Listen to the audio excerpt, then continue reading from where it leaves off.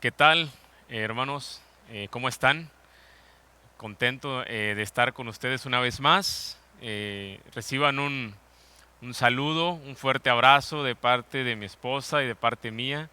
Estamos muy contentos porque próximamente, en algunos días, unos 10, 12 días, recibiremos a nuestra bebé con el favor de Dios y estamos muy contentos porque pues ya viene una nueva integrante de la familia. Entonces reciban un caluroso y fuerte abrazo de nuestra parte y vamos a comenzar el día de hoy eh, con este pasaje de Mateo capítulo 13 y vamos a orar para comenzar con este mensaje. Señor, te damos gracias por la oportunidad de estar un día más aquí.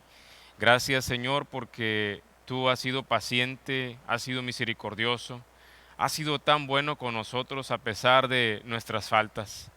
Gracias, Señor, por permitirnos escuchar, por permitirnos hablar tu palabra y gracias por darnos la oportunidad de conocer a tu Hijo Jesucristo. Gracias, Señor, por su vida y gracias también por su obra en la cruz a nuestro favor, por la cual hoy podemos acercarnos a ti con confianza. Oramos que tú nos des gracias, Señor, para que se cumpla en nosotros tu palabra que dice, y esta es la vida eterna, que te conozcan a ti, el único Dios verdadero, y a Jesucristo a quien tú has enviado. Oramos, Señor, que esta vida venga a nosotros a través de tu palabra, que podamos conocerte a ti, el único Dios verdadero, y a Jesucristo a quien tú has enviado. Que tú nos des la gracia, Señor, para poder conocerte como tú eres, para tu gloria. En el nombre de Jesús, amén. Perdón. Acompáñenme, hermanos, en sus Biblias a Mateo capítulo 13 y vamos a dar lectura a estos dos pequeños pasajes, estos dos pequeños versículos de la Biblia que nos van a enseñar acerca de un valioso tema que creo es importante que consideremos en estas fechas. Vamos a Mateo capítulo 13 y leemos del 44 al 45. Dice, el reino de los cielos es semejante a un tesoro escondido en el campo, que al encontrarlo un hombre lo vuelve a esconder y de alegría por ello va, vende todo lo que tiene y compra aquel campo. El reino de los cielos también es semejante a un mercader que busca perlas finas y al encontrar una perla de gran valor, fue y vendió todo lo que tenía y la compró. Lo primero que podemos observar en estas parábolas es que ambas hablan o nos apuntan al mismo tema. Y este es el inestimable valor del reino de los cielos. Ahora la pregunta natural es, ¿por qué el Señor Jesús ha deseado enseñar acerca del valor que tiene su reino? Bueno, pues la respuesta obvia es porque Él está hablando con personas que no sabían de este tema y que era necesario que lo supieran. Cuando una maestra de primaria, por ejemplo, comienza a enseñar el tema de las sumas y de las restas, pues no es porque los niños en realidad sepan hacer sumas y restas, sino porque justamente por el grado en el que se encuentran, se entiende que es necesario que se les enseñe este valioso tema, no solo para que tengan conocimiento intelectual, sino porque es algo primordial que van a utilizar durante el resto de sus vidas. De la misma manera, los discípulos necesitaban comprender cuál es el inestimable valor que tiene el reino de los cielos. Y no solo porque no lo entendían y era un concepto que iba a mejorar su intelecto, sino porque esto en verdad les sería de suma utilidad el resto de sus vidas, proporcionándoles el gozo y el valor necesarios para poder enfrentar cada adversidad, cada tentación, cada tropiezo y peligro en su caminar cristiano y así poder cumplir con el propósito para el cual ellos fueron llamados.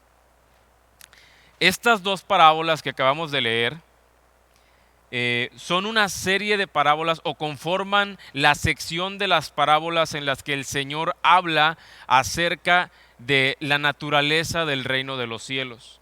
Antes ya Él habló de la parábola del sembrador, ya habló de la parábola del trigo y la cizaña, también ya mencionó la parábola de la semilla de mostaza y también mencionó una cuarta parábola que es la de la levadura en el pan. Después de dar estas enseñanzas, Él introduce estas dos parábolas que hablan acerca del inestimable valor que tiene el reino de los cielos. Con la parábola del sembrador, el Señor les explicó. No vamos a ver de lleno estas cuatro parábolas por la cuestión del tiempo, pero vamos a explicar un poco acerca de lo que se refieren y cómo se unen en el tema del valor inestimable del reino de los cielos. Con la parábola del sembrador, el Señor les explicó que el reino de los cielos ya había comenzado y que consiste en la implantación de una semilla en buena tierra que dará mucho fruto para gloria del sembrador. Precisamente el sembrador es Jesús y la tierra buena son sus discípulos. Ustedes pueden leer la parábola y su explicación ahí en Mateo capítulo 13. En la parábola del trigo y la cizaña, el Señor les explica que el reino de los cielos se extenderá por todo el mundo a través de ellos como la semilla de trigo que da fruto. Pero a su vez también crecería juntamente con ellos la cizaña que fue plantada por el enemigo. Estos son aquellos que no creen en Jesús y que presentan oposición al avance del reino. Oposición que los discípulos tendrán que enfrentar hasta el día en que Dios determine o ha determinado más bien que será el juicio por medio de Jesucristo, quien enviará a sus ángeles a recoger la cizaña para ser enviada al fuego que nunca se acaba y llevar al trigo al granero de Dios y a su gloriosa presencia. Recordemos que Dios detiene el juicio inmediato por el bien de los escogidos de este mundo. Si ustedes me acompañan a segunda de Pedro, capítulo 3, del 8 al 9,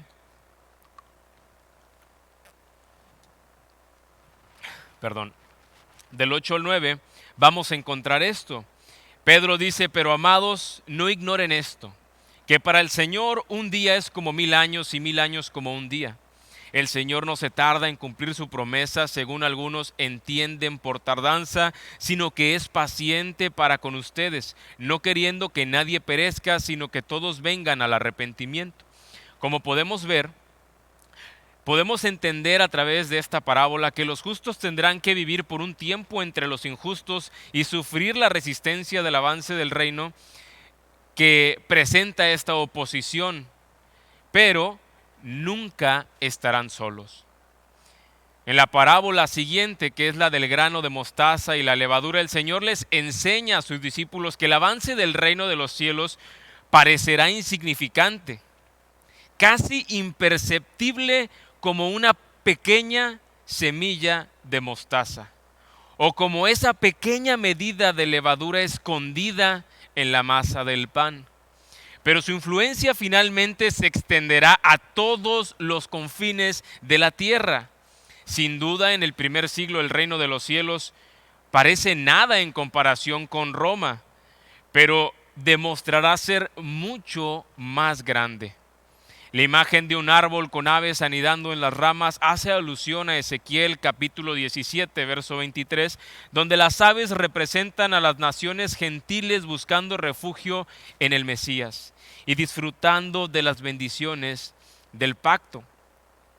Lo que el Señor comenzó con 12 hombres insignificantes, débiles y temerosos, llegaría en realidad a trastornar e influenciar al mundo entero de tal manera que el reino de los cielos se ha extendido hasta el día de hoy y seguirá extendiéndose hasta el glorioso día en que nuestro Señor Jesucristo regrese. Ahora, ¿cómo es posible que estos hombres insignificantes, débiles, del vulgo, como dice ahí en la escritura, hombres pescadores que eran temerosos, podrían llevar a cabo esta misión tan importante de extender el reino de los cielos. No eran conocidos como grandes maestros o intérpretes de las escrituras. ¿Cómo es que ellos se comprometerían al punto de estar realmente convencidos que pertenecer a este reino es más valioso que inclusive sus propias vidas? Bueno, es porque precisamente, hermanos, por gracia de Dios, ellos pudieron comprender cuál es el inmenso e inestimable valor del reino de los cielos.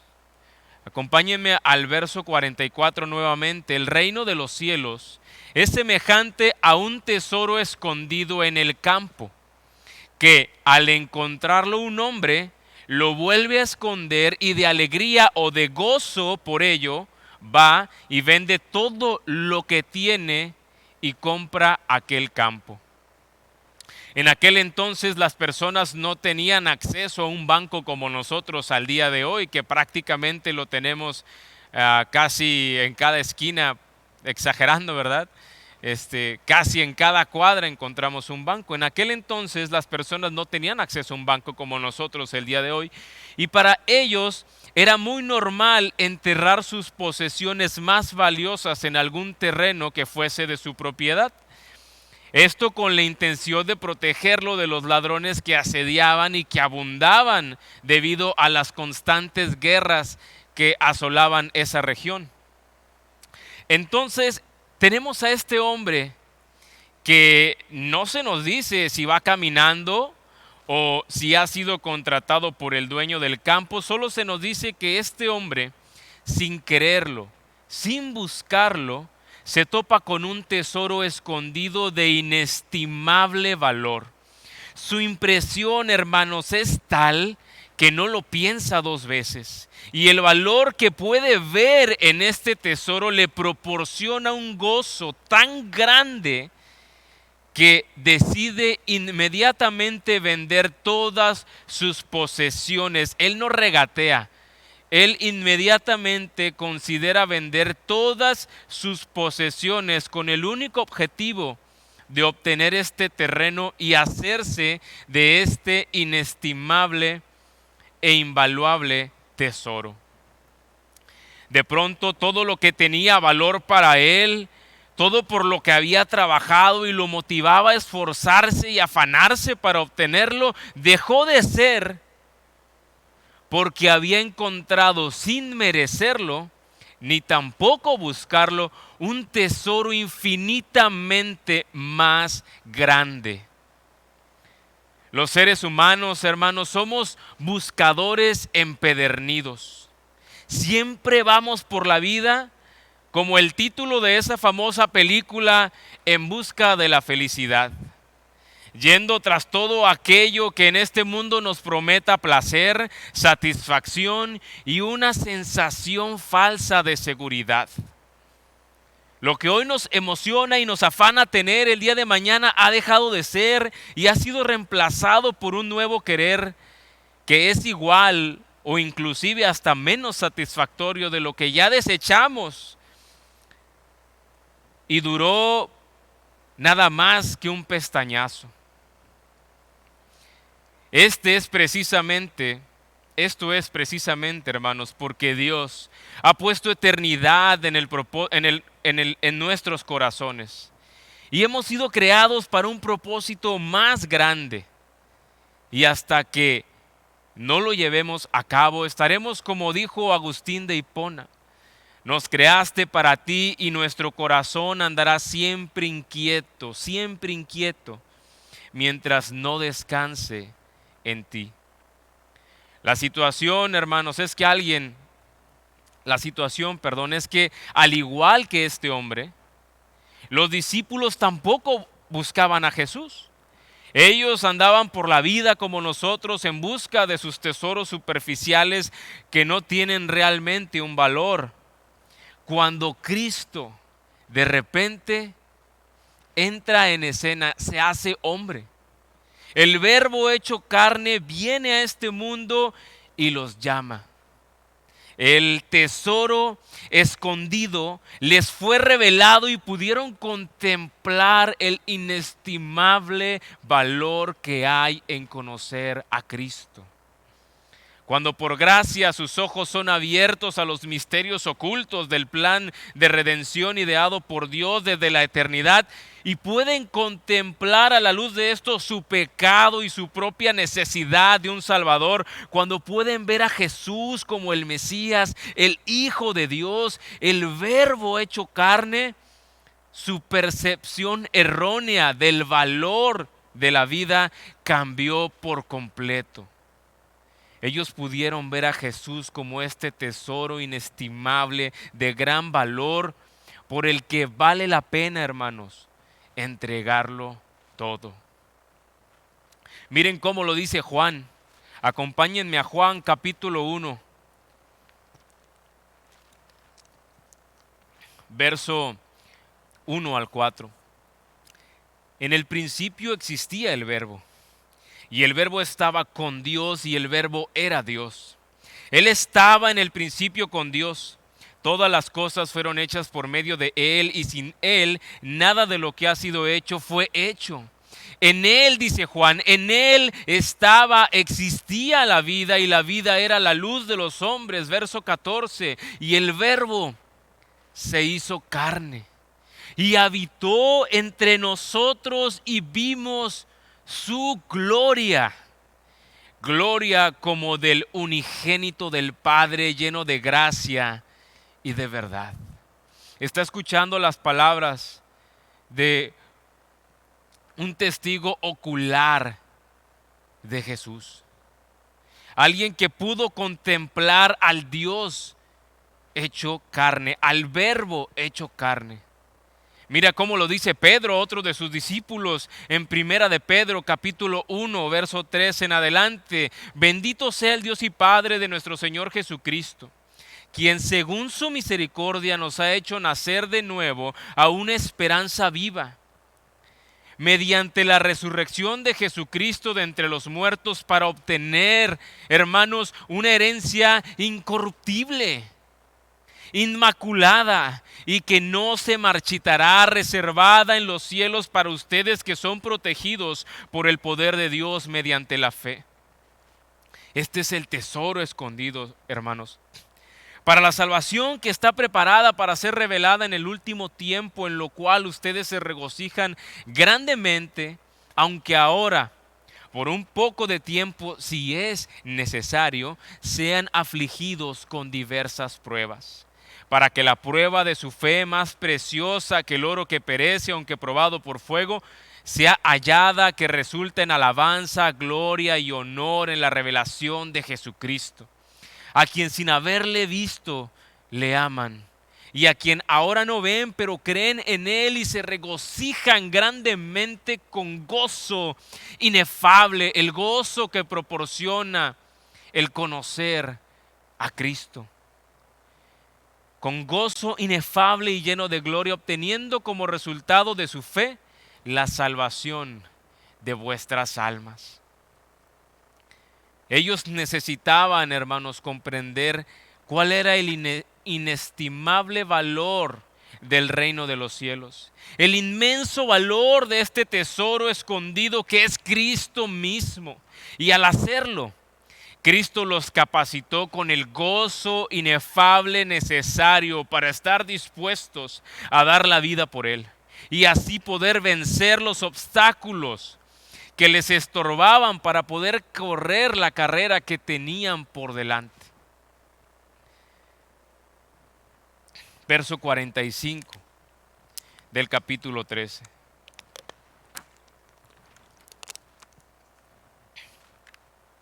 El reino de los cielos también es semejante a un mercader que busca perlas finas. Y al encontrar una perla de gran valor, fue y vendió todo lo que tenía y lo compró. Hermanos, en el antiguo Medio Oriente, En el tiempo en el que se desarrolla la historia bíblica, una perla era considerada de mucho más valor que inclusive el oro y la plata. Cuando una persona quería demostrar cuánta riqueza tenía, lo que hacía era demostrar la cantidad de perlas que podía utilizar en su atuendo. Inclusive, en otra ocasión, cuando Jesús nos quiere ayudar a entender la comprensión o la diferencia entre algo realmente maravilloso y algo de menos valor, de mucho menos valor, algo insignificante, Él utiliza el ejemplo de las perlas cuando dice: no echen sus perlas a los cerdos.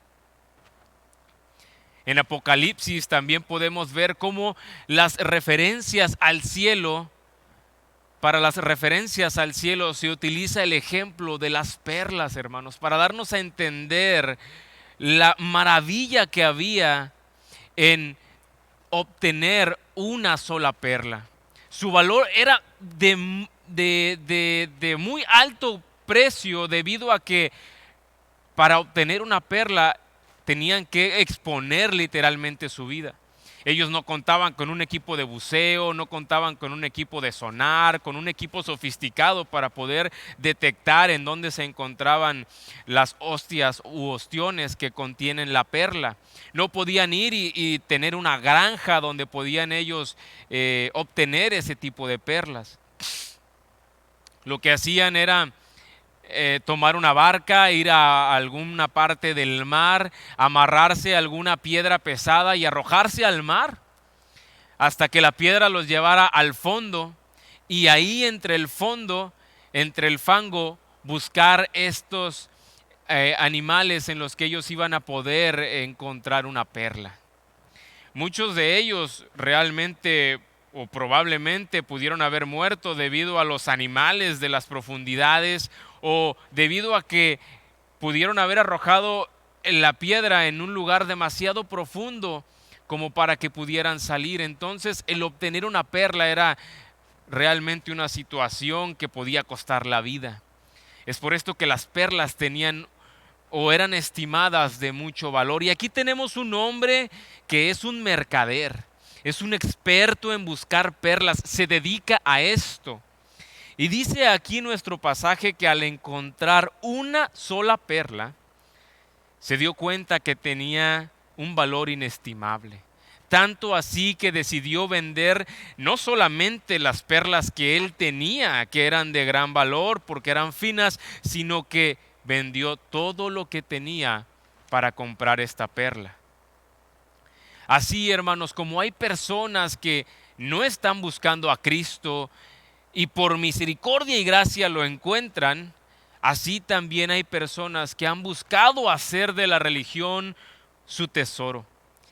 Han ido en busca de perlas finas, de atisbos, de un verdadero conocimiento de Dios a base de sus propios esfuerzos y méritos de fe, como un hombre que se llamaba Saulo de Tarso, quien pensaba que tenía una enorme colección de perlas de gran valor y se jactaba de hacer lo correcto delante de Dios, cuando en realidad era todo lo contrario.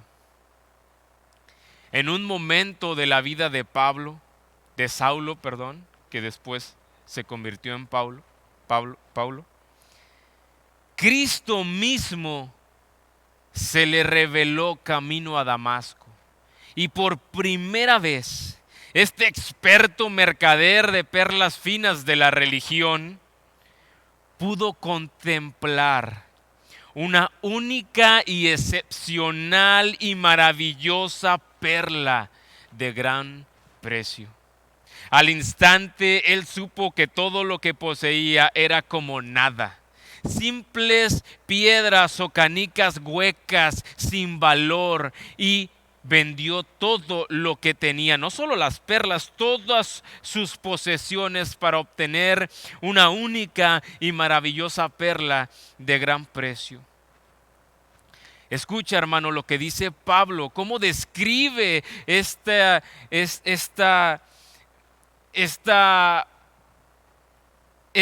encuentro con Jesús, esta maravillosa experiencia de haber encontrado la perla de gran precio.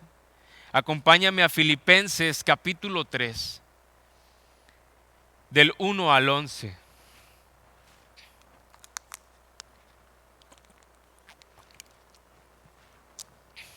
Por lo demás, hermanos míos, regocijaos en el Señor.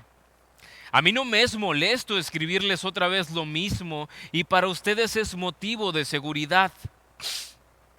Cuidaos de los perros, cuidaos de los malos obreros, cuidaos de la falsa circuncisión, porque nosotros somos la verdadera circuncisión, que adoramos en el Espíritu de Dios y nos gloriamos en Cristo Jesús, no poniendo la confianza en la carne, aunque yo mismo podría confiar también en la carne. Si algún otro cree tener motivo para confiar en la carne, yo mucho más. Circuncidado al 8º día, del linaje de Israel, de la tribu de Benjamín, hebreo de hebreos, en cuanto a la ley fariseo, en cuanto al celo perseguidor de la iglesia, en cuanto a la justicia de la ley hallado irreprensible.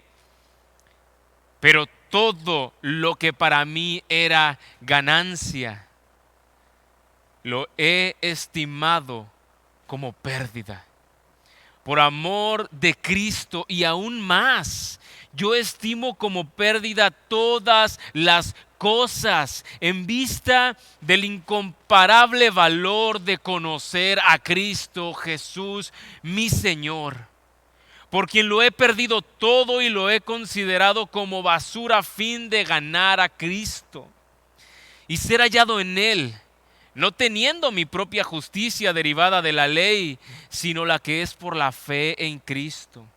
La justicia que procede de Dios sobre la base de la fe y conocerle a Él, el poder de su resurrección y la participación en sus padecimientos, llegando a ser como Él en su muerte a fin de llegar a la resurrección de entre los muertos.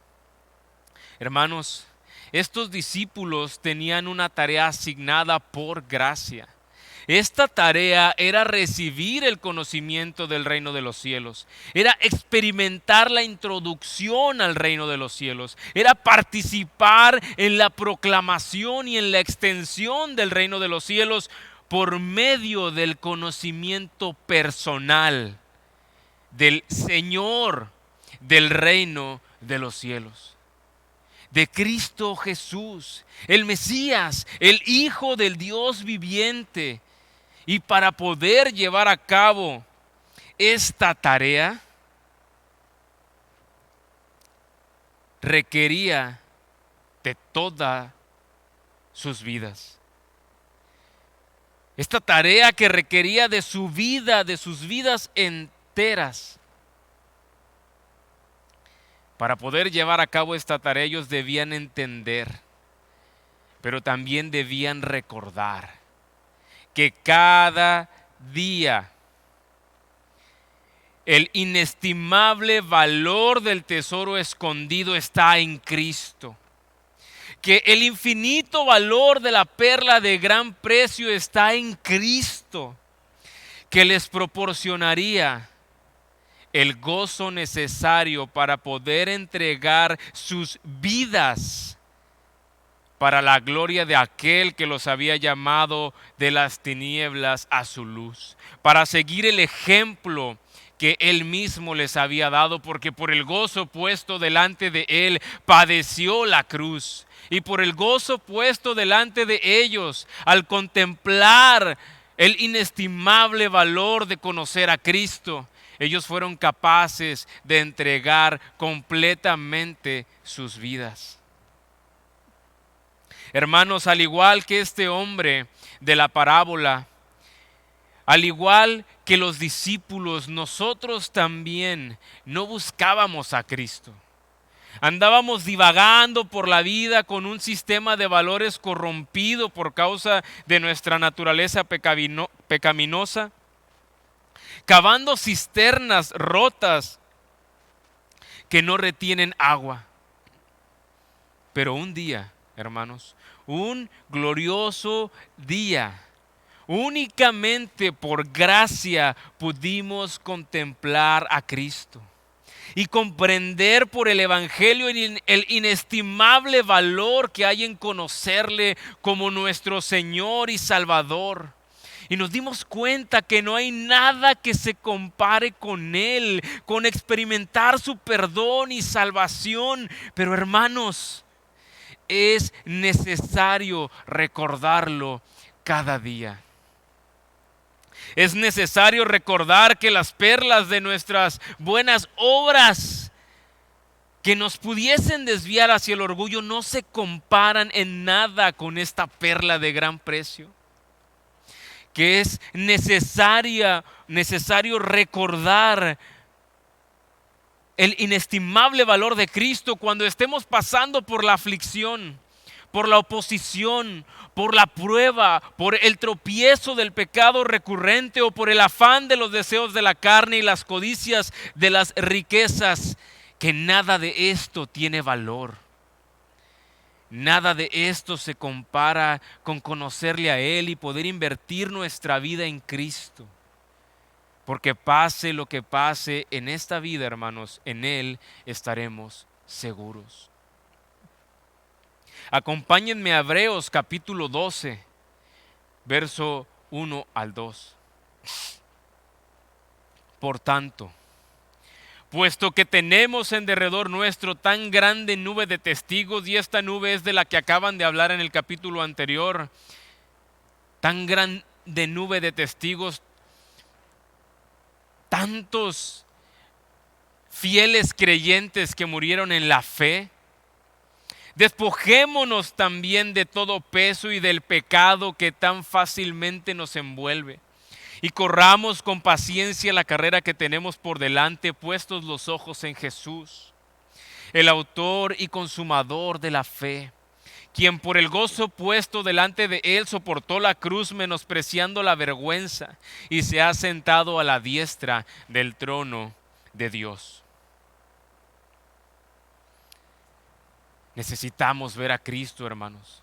En estos tiempos en el que el consumismo nos atrapa, en este tiempo en que la cultura nos dice y nos grita y nos inculca por todos lados que necesitamos de algo externo, de algo material, de algo terrenal para poder ser felices, necesitamos recordar, hermanos, el inestimable valor que hay en conocer a Cristo, que nada se compara a Él.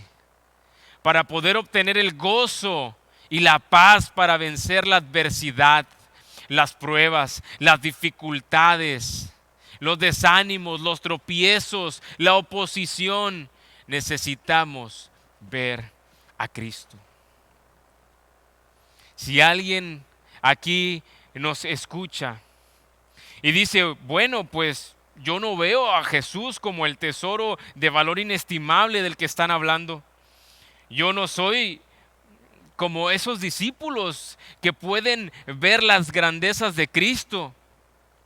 Yo más bien soy como la tierra de al lado del camino donde cayó la semilla que se llevaron las aves.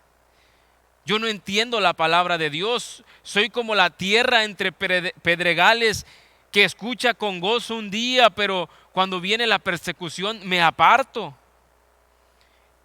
Si soy como la tierra donde están las preocupaciones del mundo y el engaño de las riquezas que ahogan la palabra que había recibido, ven hoy a Cristo. Si te encuentras en esta situación, ven y ruega y pide que en su misericordia Él te conceda contemplarle como el tesoro escondido, como la perla de gran precio, para que tú puedas experimentar el gozo verdadero. El gozo que hay en el perdón de tus pecados, en la salvación de tu alma, en la participación del reino de los cielos, porque nada de lo que busques con afán en este mundo podrá saciar tu alma. Pero sobre todo, nada por lo que te afanes en esta vida podrá pagar el precio para librar tu alma. ¿De qué le sirve al hombre el mundo entero si pierde su alma? ¿O qué dará el hombre por su alma? No hay nada que pueda pagar el precio suficiente para librar tu alma del justo juicio de Dios que vendrá sobre todos aquellos que no hayan depositado su confianza en Cristo. Por eso te digo hoy, ven a Cristo. Vamos a orar. Señor, te damos gracias. Te damos gracias porque tú nos permites venir a ti y hablar contigo. Señor, hay tantas cosas de las que luego nos jactamos, de las que nos sentimos orgullosos. Inclusive hay personas con las que nos sentimos orgullosos al relacionarnos, pero ninguna se compara a ti. Señor, queremos pedirte perdón, porque en muchas ocasiones hemos perdido de vista el incomparable valor que hay en conocerte y en experimentar tu salvación. Señor, pedimos hoy, Señor, restaura el gozo de tu salvación. Señor, oramos que tú concedas en tu misericordia conforme a las riquezas de tu gloria, el que tu iglesia pueda ser fortalecida con poder por tu Espíritu Santo en el hombre interior, de tal manera que Cristo more por la fe en nuestros corazones y que arraigados y cimentados en el amor de Cristo podamos ser capaces de comprender con todos los santos cuál es la anchura, la longitud, la altura y la profundidad de tu amor y de conocer el amor de Cristo que sobrepasa el conocimiento y el entendimiento para que podamos ser llenos hasta la medida de toda la plenitud de Cristo. Permítenos, Señor, recordar hoy cuán valioso es conocerte. Permítenos experimentar el contemplar y deleitarnos en la perla de gran precio que es Jesús. Y permite, Señor, en tu misericordia, que si algún oyente no te conoce, por tu misericordia, Señor, y para tu gloria, que pueda verte como tú te has dado a conocer por medio de Cristo.